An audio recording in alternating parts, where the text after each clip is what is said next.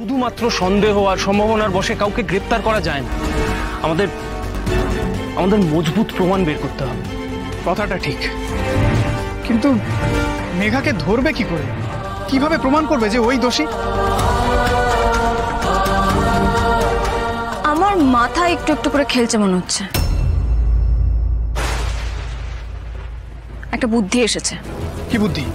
যাই বুদ্ধি বেরিয়ে থাকুক রাধা, ভেবে চিনতে পা ফেলতে হবে। আমরা এখানে কেউই নিরাপদ নই। ঘুণাক্ষরেও যদি কিছু জানাজানি হয়ে যায় সবটা শেষ হয়ে যাবে। একদম ঠিক। সব দোষ স্বীকার করাতে হবে ওকে দিয়েই। কিন্তু কিভাবে? ওই শাকচুন্নি মেঘা দিদির মুখ দিয়ে যদি আমি সত্যিটা স্বীকার না করাতে পারি, তাহলে আমার নামও নবদ্বীপের রাধা নয়।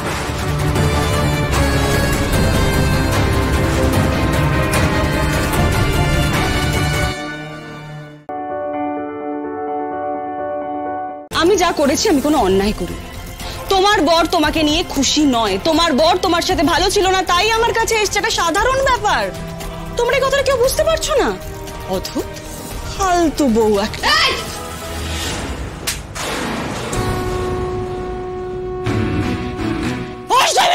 তুমি মাধবী দিদির দিকে আঙুল তুলছো?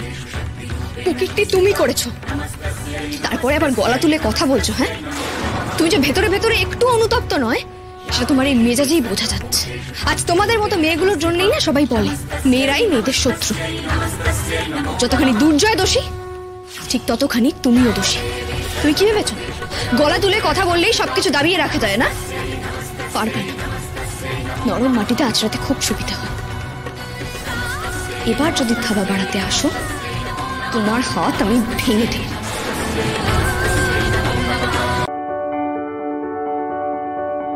ছোটবেলা থেকে কি হতে চাইতিস? মানে লিস্টে কি ছিল? ছোটবেলা থেকে আমি হতে চেয়েছিলাম, প্রথমে ফ্যাশন ডিজাইনার হতে চেয়েছিলাম, তারপরে চেয়েছিলাম যে ডক্টর হব। সেটা আমার পরে মনে হলো না, হবে না, এত অনেক পড়াশোনা, তারপরে আবার কাটাছেড়া করতে হবে। তার থেকে ভালো মেডিসিন নিয়ে পড়াশোনা করি। আমি ফার্মাসি নিয়ে পড়াশোনা করলাম, ব্যাচেলার্স করলাম। করার সঙ্গে সঙ্গে আমি অভিনয় শুরু করলাম এবং তার মধ্যে আমি গান করতাম। তো মা একদিন আমাকে অডিশনে নিয়ে যায় এবং ডিরেক্টর আমাকে বলে, তুমি সিঙ্গার কেন, তুমি অ্যাক্টর হও। মানে গানটা এত খারাপ গেছিল।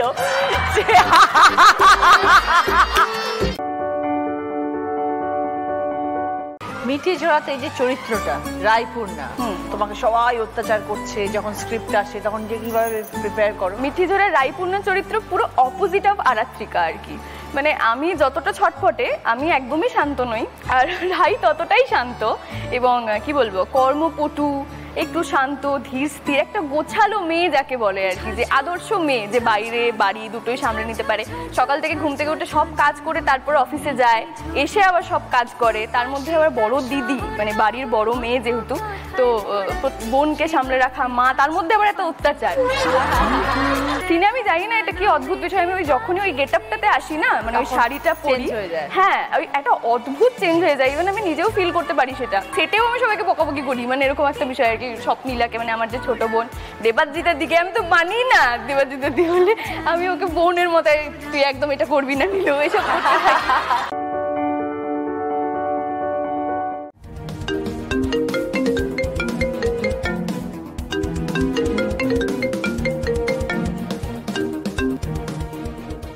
হ্যাঁ বলো। তুমি ঠিক আছো তো? আমি ঠিক আছি স্বয়ংভূ, তুমি বারবার এভাবে ফোন করো না তো। পাশে কাকুলি দেবী আছেন, উনি কি ভাবছেন বলো তো? উনি আর কি ভাববেন? ভাববেন বড় ভালোবাসে, বউ নেওটা, এগুলোই ভাববেন। জানো, খুব মিস করছি তোমাকে। এই শোনো, এত মিস করতে হবে না আমাকে। কাজে মন দাও, বুঝলে? কাজে মন দাও। রাখছি। দাঁড়াও দাঁড়াও দাঁড়াও। কি হয়েছে আবার? বলছি যে এখানে একজনকে দেখলাম, বাট ভালো লাগলো না।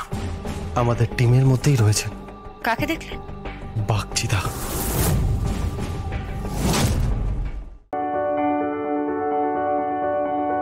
আমি আপনার কাছে হাত জোড় করে বলছি, প্লিজ কিছু জানতে চাইবেন না। তবে হ্যাঁ, আমি আমার বরের কাছে গেছিলাম। আমি দেখতে গেছিলাম যে উনি আমাকে ছাড়া কেমন আছেন। উনি কি আমাকে এখনো ভালোবাসেন? উনি কি এখনো আমার জন্য অপেক্ষা করে আছেন? আমি জানতে গেছিলাম। কে তোমার বর? কি নাম তার? কি পরিচয় তার? সত্যি কথা বলো তো যোগমায়া, তোমার শ্বশুর বাড়ি কোথায়? তোমার বাপের বাড়ি বা কোথায়? তোমার সমস্যাটা কি?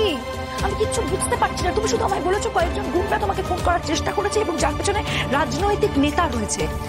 আমি বুঝতে পারছি না তুমি এত ইম্পর্টেন্ট একজন কি যার জন্য এত কিছু ঘটছে। হ্যাঁ, আমি আপনাকে সব বলবো, সব বলবো। আপনি একটু সময় দিন আমাকে, একটু সময়।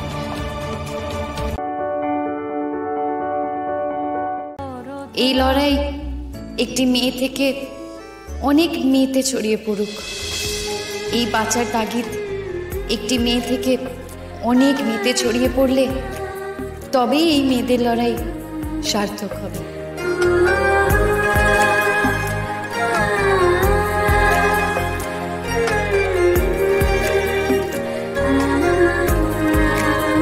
কিছু কথায় ঝগড়া হলো, কিছু কথায় আড়ি, কিছু কথায় আলাপ জমে পড়োশীদের বাড়ি, কিছু কথা ভীষণ নরম তুলোয় মুড়ে রাখা, কিছু কথা চোখের জলে কালো মেঘে ঢাকা।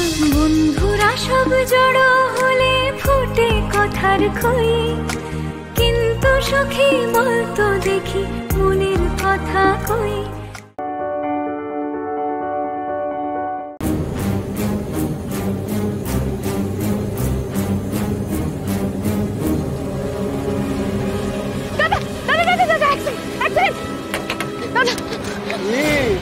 কোথায় যাবে? কার জন্য অপেক্ষা করছো? দাদা আমি সামনে হসপিটালে যাব, যাবেন? হসপিটাল? আরে যেখানে যাবে সেখানে পৌঁছে দেবো, চলে এসো। লোকটা তো সুবিধের নয়। না না, এখন আমাকে এত ভাবলে চলবে না। মিহির ওষুধ নিয়ে তো আমাকে পৌঁছতেই হবে। আরে কি হলো, চলে এসো।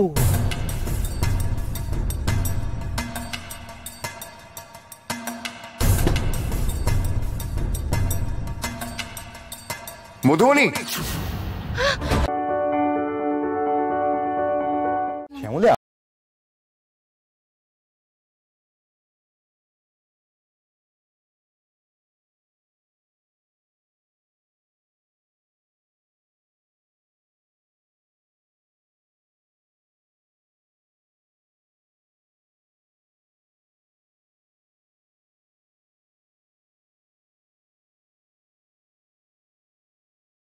আমি জানি যে দরকার পড়লে আপনার ভেতরে যা যা প্রতিভা আছে সেগুলো সব বেরোবে।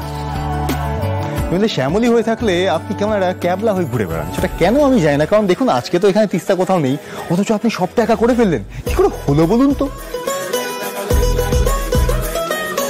আপনি তো আর তিস্তার স্বামী নন স্যার, শ্যামলীর স্বামী। তিস্তা তো আর আপনাকে হারিয়ে ফেলার ভয় পেত না, শ্যামলী পায়, প্রতি পদে পদে পায়। তাই তো শ্যামলীর এত ভয়।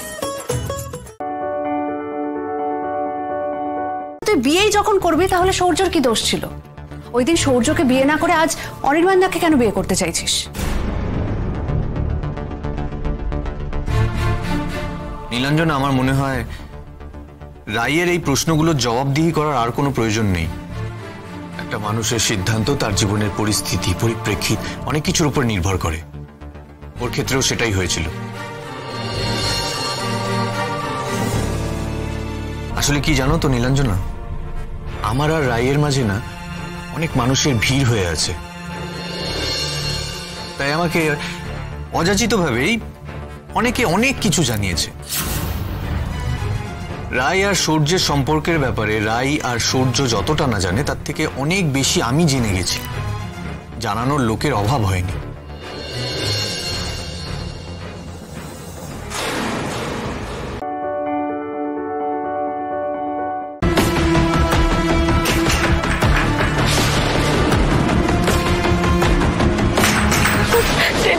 এলোমেলো হয়ে যাচ্ছে। দাদার ফোনটা যেন লাগে, ঠাকুর দাদার ফোনটা যেন লাগে।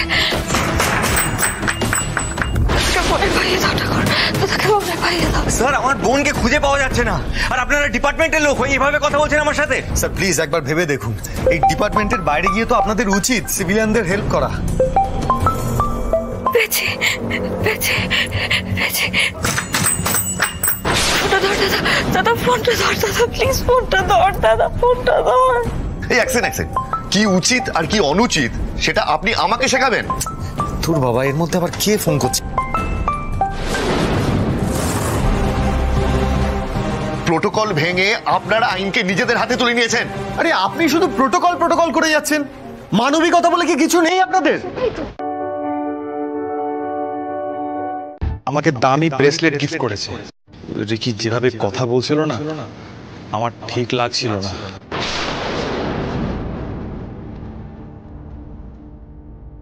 রিকি দিদি এসেছে? দাদা ভাই তো কি সব বলছিল রিকি দিদির ব্যাপারে। রিকি দিদি কিছু করেনি তো? এইভাবেই হয়তো দিদিকে আর দাদা ভাইকে এক হতে দেবে না ভবিষ্যতে। কিন্তু ফুলকি দাস থাকতে সেটা হবে না। মা কালী, দুটো মানুষকে তুমি আলাদা হতে দিও না। এই যাত্রায় ব্যাপারটা গোলমাল হয়ে গেছে ঠিকই, কিন্তু পরে যেন এরা একে অপরকে মেনে নিতে পারে। দেখো তুমি।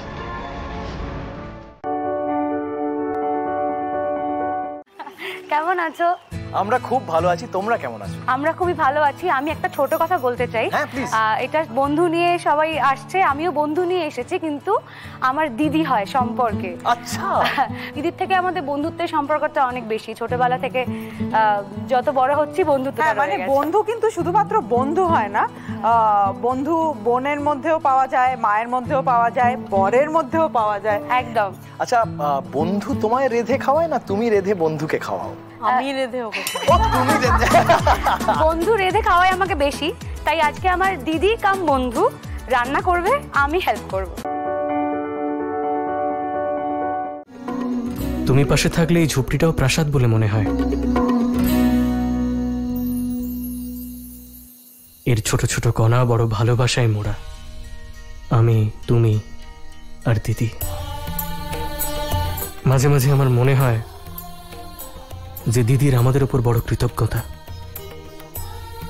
কি জানি কিভাবে ওনার এই ঋণ আমরা শোধ করব।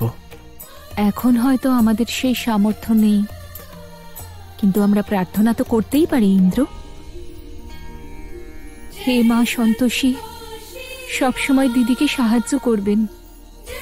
যে কষ্ট উনি আমার জন্য পেয়েছেন তা যেন ওনাকে কখনো না পেতে হয়।